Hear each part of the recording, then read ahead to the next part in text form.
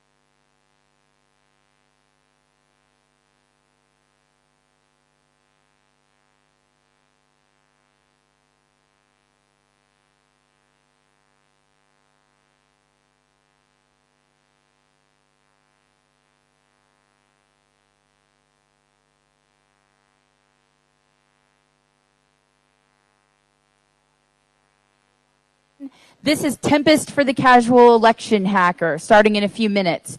If you wanted to go to the talk, Relaunch Bits of Freedom, that has been moved to track number 3 in the 2 envelopes tent.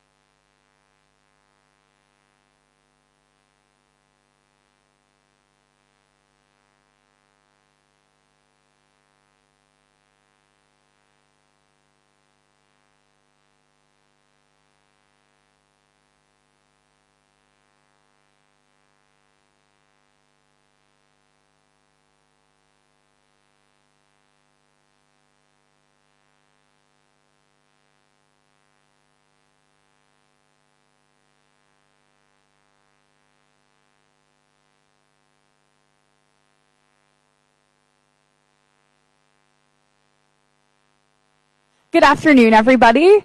This talk is Tempest for the Casual Election Hacker by Andreas Bolk.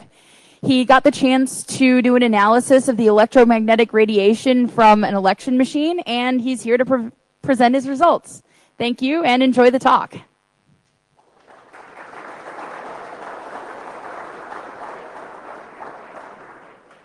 Okay. You can hear me all?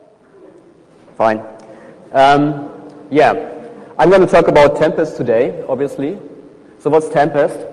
Tempest is a play by William Shakespeare, and it deals with a magician who uses his powers to invoke a big storm, a tempest. And it's a comedy or a romance, but no, that's not entirely what I'm going to talk about. So let's try it again. Why are we doing this? Maybe the other angle. You probably all know about voting computers. It was a big issue in many countries. It still is an issue in some countries, like Austria, for instance, and I think also in the US. People's voting machines. Oh, turn up the volume. I thought I had a mic.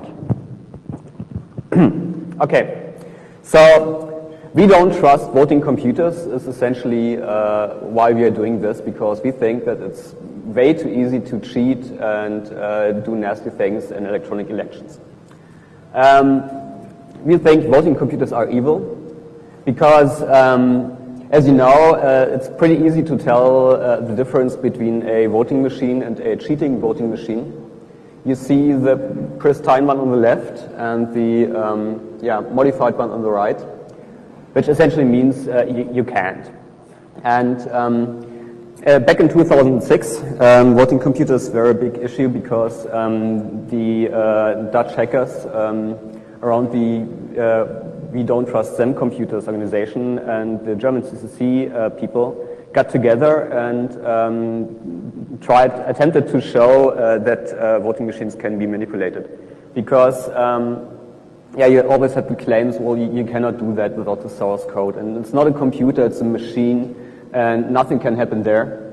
And so we got our hands on some of the Dutch NADAP voting machines and played around with them, like reversed the firmware, exported a list of symbols, converted that to a linker script, which allowed us to, link arbitrary C code against the original binary, and do pretty nasty stuff with it, like cheating in the election or playing chess.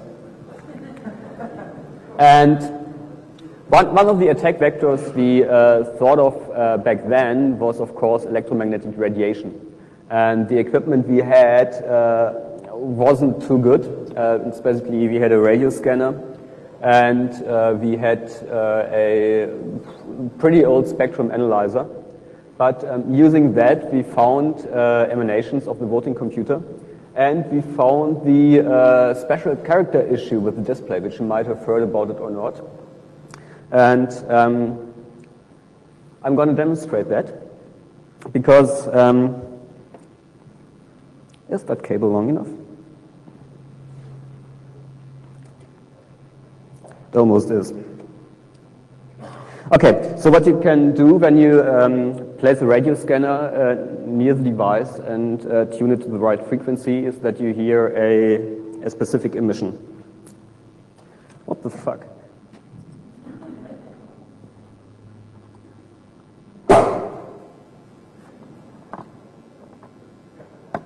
Can I have a real power supply, please? Okay, here we go.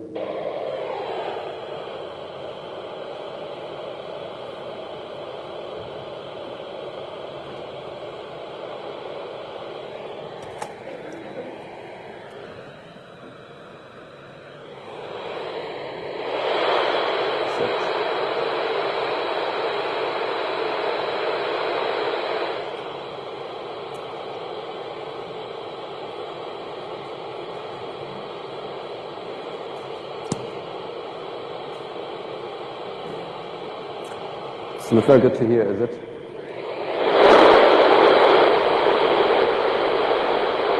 Do you hear that non-noise in it? Like it goes away if I move the antenna. It goes away if I move the power, of course.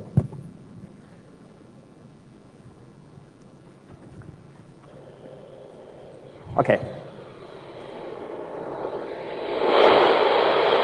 Hear that?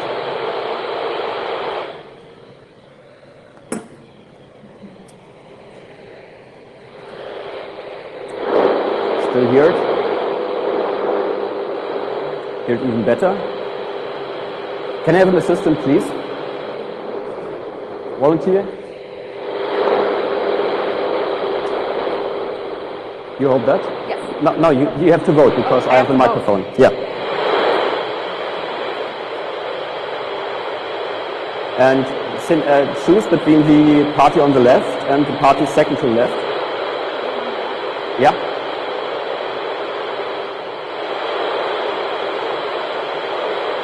And then one next to it, and one to the right.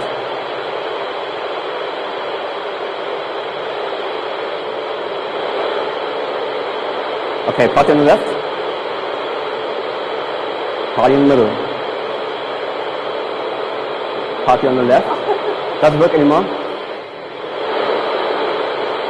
If you have to press the button on the left, upper left, to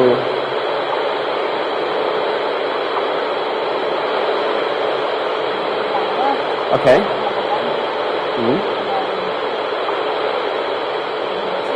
Yeah, that.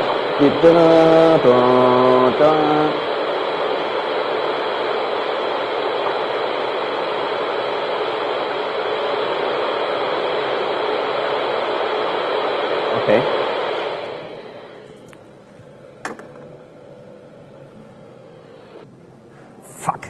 Fuck, I had that power.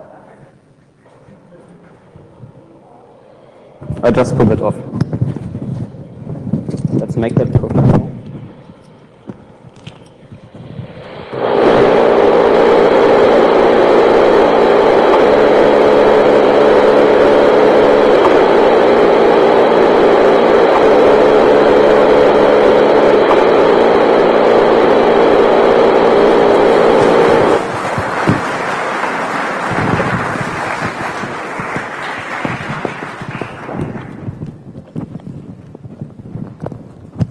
I really hate live demonstrations of analog stuff. It's always not working. Okay, so that's what we found out back then. That's what we published, and you might have seen the movie online with the TomTom device showing whether you voted conservative or not.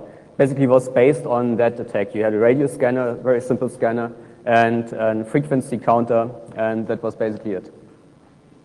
So, But we were in Germany, and we didn't have to fight the Dutch authorities, we had to fight the German authorities. And in Germany, the voting machines were certified by the Physikalisch-Technische Bundesanstalt, PTB. And they were the guys basically responsible for checking that everything's okay. Like, reading the source code, and making sure that the things behave like they should. And after we came up with our results, and we published the results, they kept saying, no, the enabled machines, the German ones are different, and they don't have any electromagnetic radiation. Yeah, sure. And the interesting thing is the Dutch authority for checking voting computers, the TNO, they had a list of differences between the Dutch machine and the German machine, because the German machines were usable for Dutch elections. And that list was very short, and it said things like the stem knob is green and not red, and et cetera, so small things. Nothing really that said anything about extra Tempest shielding or something. So we couldn't verify it back then. So it was left in the open. But we wrote a report based on what we learned while playing with the machine. And that was presented to the German Supreme Court, the Bundesverfassungsgericht. And those are really wise guys. They essentially ruled that it's totally, perfectly okay to use voting computers as long as your grandma can verify that every vote was counted correctly. In other words, you can't. That's okay. So basically, we got rid of the problem for now. They attempt to come back with things like adding a paper trail to the machine and stupid things. And there are also other countries that still use voting machines, and this was a left open issue. And this year, we got an offer from a small village near Berlin that we could perform some measurements with their voting computers. And we picked it up. So now we're again at the Tempest topic. So what's Tempest?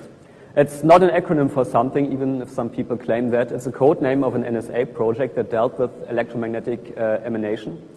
And it's been known to exist as a phenomenon at least since the 40s. The NSA project started in the 60s, so that's all very, very old stuff. And the first publication about Tempest was by Wim van Eck in 1985. That's why Tempest is also known as Van Eck radiation. What he described, though, was electromagnetic radiation from an analog monitor. And that's pretty easy to pick up. What you have to do is, monitor writes beam from left to right and up to down. You probably all know that. So you have a current running through the wire going through your CRT, where the current changes according to the lightness of the pixel, and that from left to right. And same for the actual beam in there. It generates a pretty strong field. And as we all know, the electromagnetic wave is proportional to the change in the field. I'm coming back to that later. So essentially what you do is you put a wet clothes line into the air and attach an amplifier, then put a capacitor there for integration, and then you generate vertical and horizontal sync artificially and put that onto a monitor again. And you just have, the moment where you hit the right horizontal and vertical frequencies, you see the analog monitor image on your next analog monitor.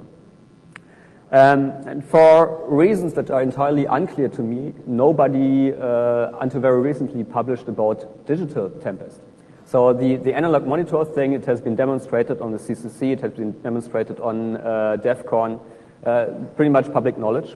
But not many people talked about digital signals, which is interesting because you can commercially buy devices that do Tempest analysis for serial lines, for printers, off the shelf.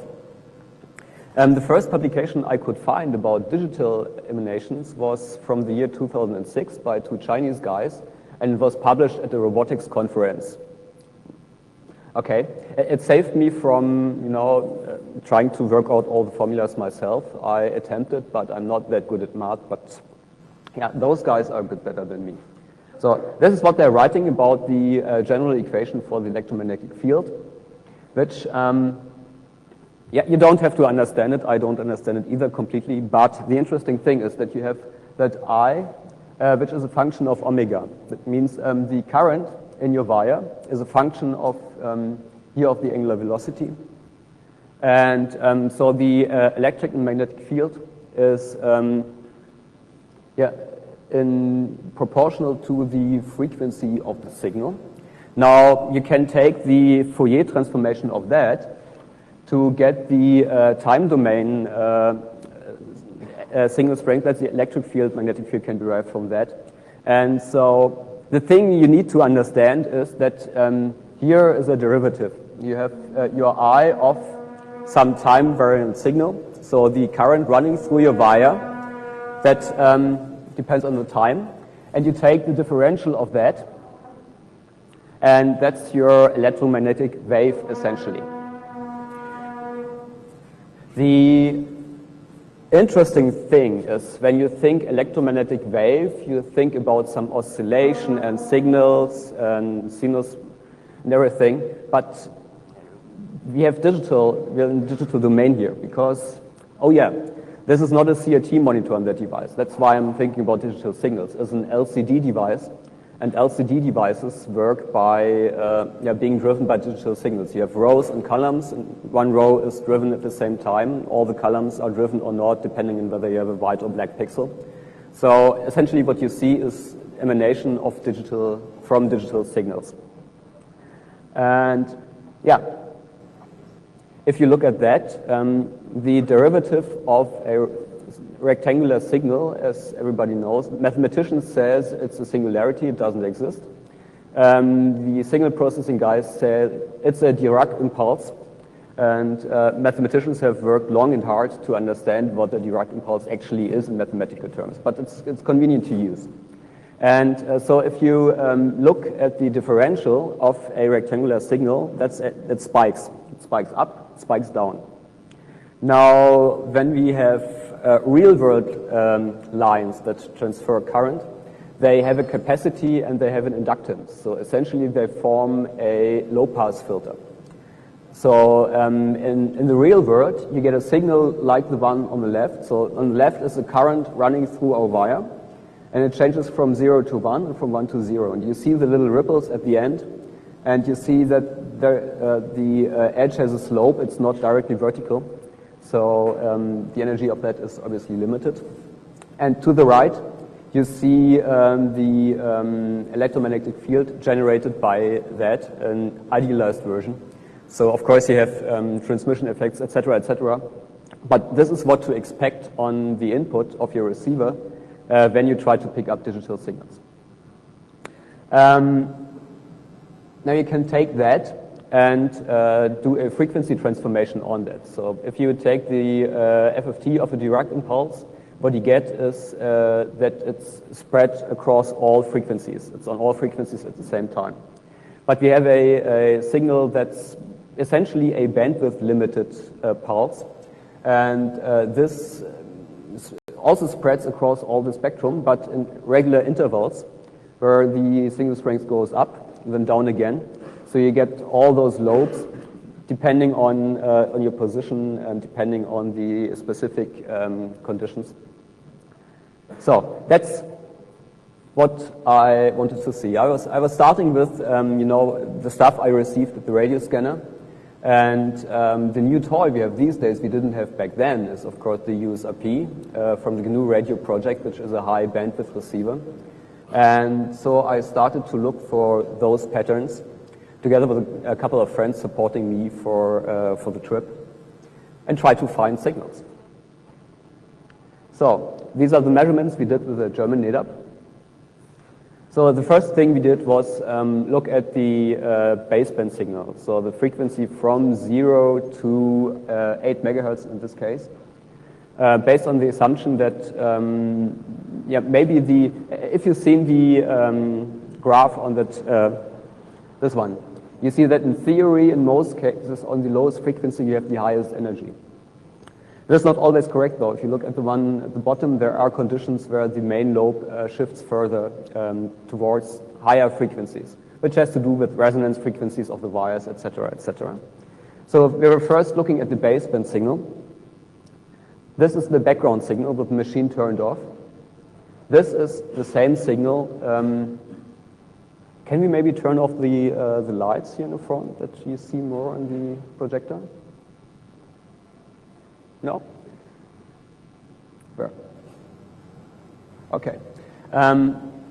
We can't. So if you look really careful, you see that between the bass signal, the background noise, and the baseband with NIDAP turned on, there are some differences. You see frequencies coming into it, like those lines here, this line there. The antenna I was using for that was a magnetic loop antenna, and unfortunately the two thick lines you see there. Oh, by the way, who's never seen such a diagram, this is the frequency spectrum. Time runs from down to up, and the frequency runs here into the positive direction and here into negative direction. So if I give you a frequency later, that will be the center frequency. We are at the moment in the baseband where the center frequency is 0, so essentially the left is a mirror of the right. And the magnetic loop antenna is useful for low frequencies, but it generates this noise. So that's antenna noise. Okay, so there were a couple of lines that were coming into the spectrum, and I was zooming in a bit closer and didn't really see much. So these are the lines that appeared, but they're not very modulated. I didn't see a lot of information in that. So we played around a bit, and finally decided to actually try the frequencies we used in 2006 with the radio scanner. And yeah, that was a little bit more successful. If you look really closely, you can see here a band forming. This is the spectrum, and as you can see here, this is the noise level, and this is the signal, so it's almost there. So if you look really closely and maybe take a bit of mushrooms, you see the signal in there.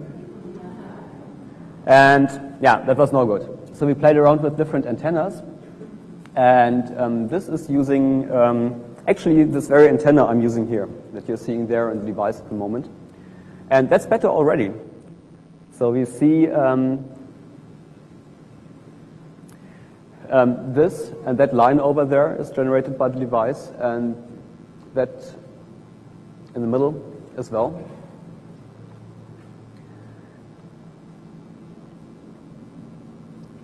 Yeah, and again, distance now is a bit bigger, and the signal is still there. You see it on the left a bit, you see the spike, and you see maybe 5 decibels or so of signal strength. So, again, close to the device, and now we are starting to press buttons on the device. It's, again, very hard to see on the projector, but here in the upper region, this is where the display is empty. You see those lines there. And here, in that area, the display is displaying content. And the noise you've heard, that's a refresh of the display. It refreshes itself every 13 milliseconds, 70 times per second. And in this area, you see maybe here and here and here and here a repetitive pattern. So, well, we see something. We see if we press a button, the display is blanked. We see that there are repeats in there. We tried a couple of other frequencies to confirm that the theory that we see the signal in regular intervals according to the theory. And actually we do. We see the signal in varying strength at multiples of 4 megahertz. So that's a measurement at 120 megahertz. You see again part of the signal here, see part of it here, and on the left side. Okay, and then we came home, and we're very proud to have those recordings and everything, and I was looking at the signal, and then found out that I had messed up, and we had sample drops in our recordings. So what we could do was give a quantitative analysis of the signal strength, which is pretty much the same as for the NADAP we tested in 2006. So if you walked away with the scanner, the distances were the same.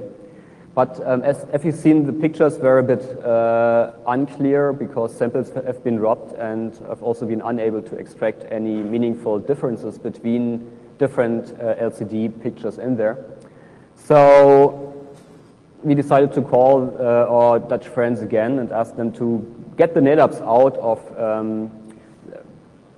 the closet and bring them here. And so I spent the day yesterday to recreate measurements and to see whether I can, whether actually there's a difference between the Dutch and the German, or whether it's the same, etc., etc. And that's what we see here. Now, the thing is, they brought two NADAPs. And also in Germany, there are two different models. It's the ESD1 and ESD2 that's allowed to be used. And we have here in refurbished, I think it says, where's the type sign? ES3B, and the B is written by hand. So it used to be an ES3A and has been refurbished. And there's another one which says ES3B, and the B is actually printed. So it's actually a new one. And I started doing measurements with the new one and noticed that the signal was a lot weaker than with the machine we have measured in Germany, and also a lot weaker than I remembered from the experiments in 2006. So this is the best result I could get from the new NADAP. And I think in this picture now, without the sample loss, you pretty much see the display refresh structure. You see it's a periodic signal, and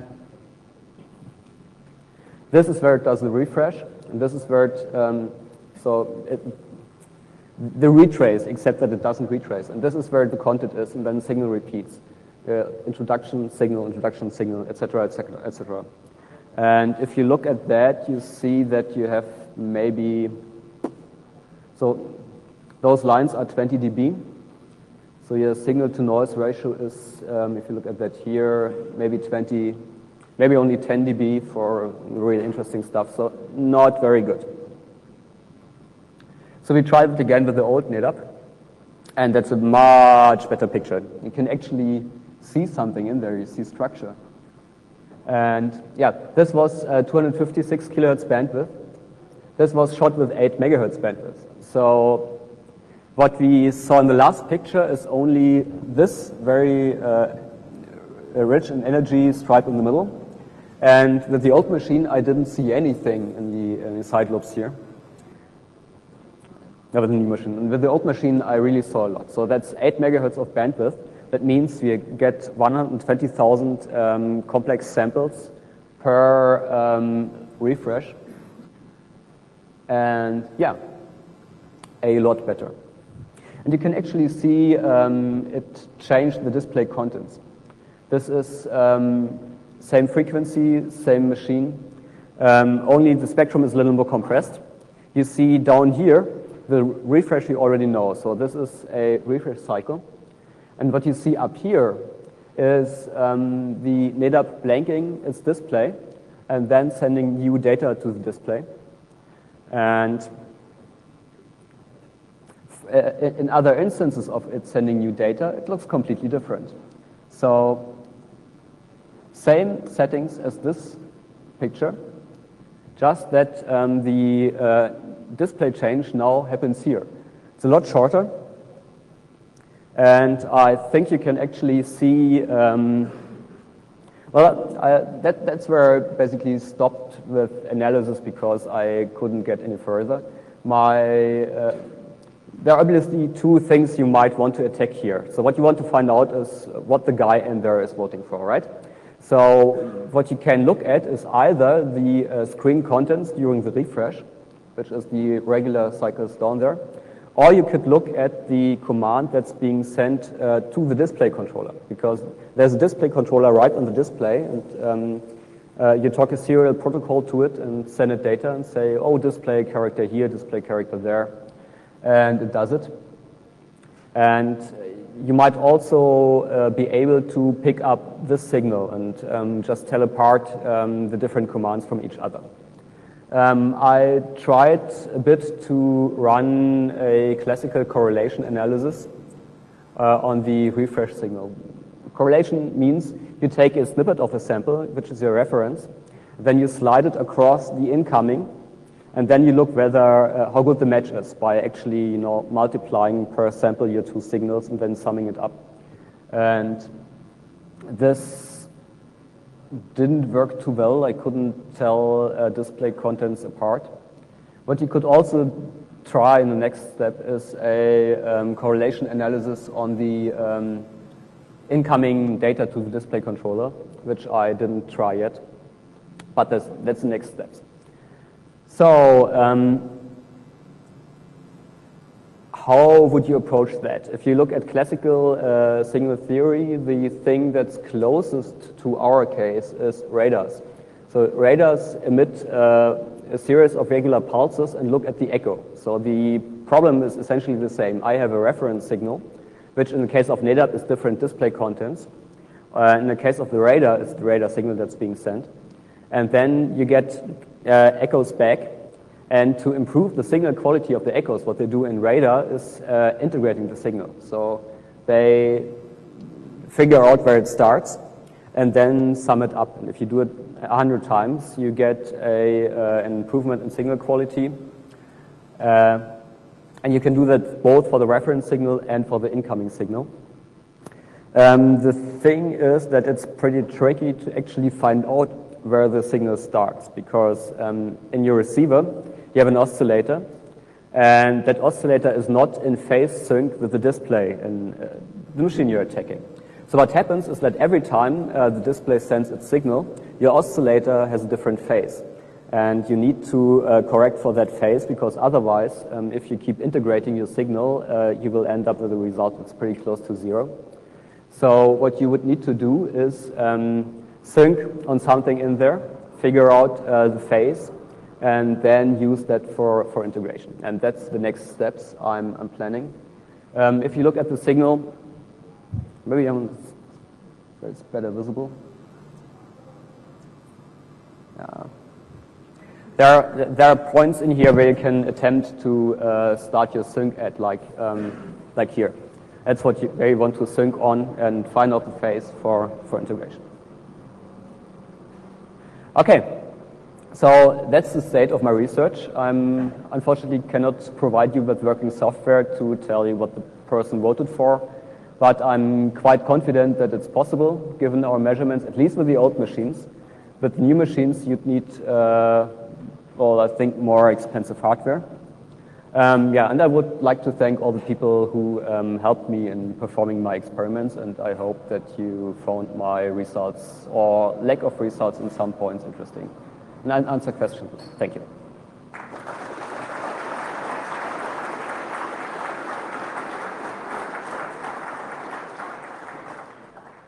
Please ask questions at the central microphone.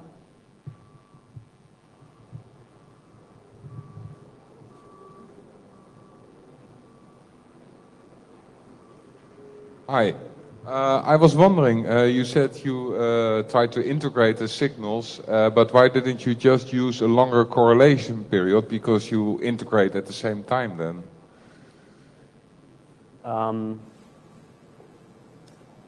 Well, I tried to use longer correlation signals. One thing is that if you use regular correlation, your computational effort pretty fast goes through the roof, because it grows with the product of your sample rate and the size of the signal you're comparing. So that's one reason. The second reason is that even with the correlation, you have the phase problem. If you correlate out of phase, that's bad. You need phase reconstruction anyways, because simple correlation won't help enough. I tried to just look at the magnitude of the signal, and that didn't lead to proper results either.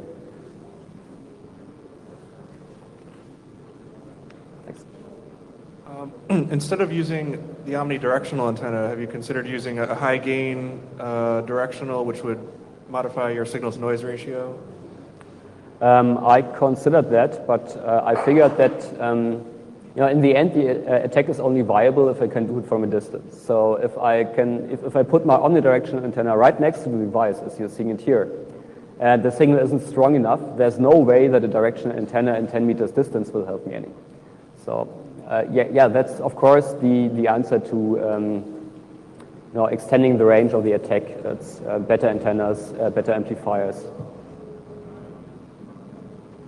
Well, Andreas, let's pretend you have another chance to have a German NADAP for, let's say, 4 hours. What would you expect to find?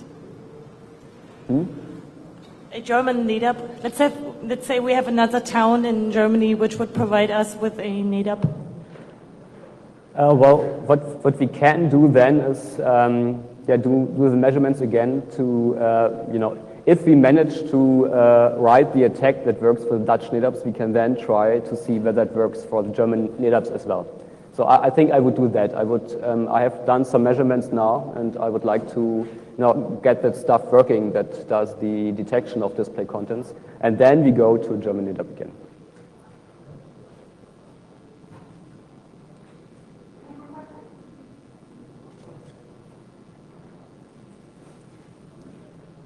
Okay, if there are no more questions, I think we have 15 minutes until the next talk. I'm going to set up the USRP reception stuff here, and if you want, you can come here and play around with it and have a look at the signal that's being emanated. Thank you.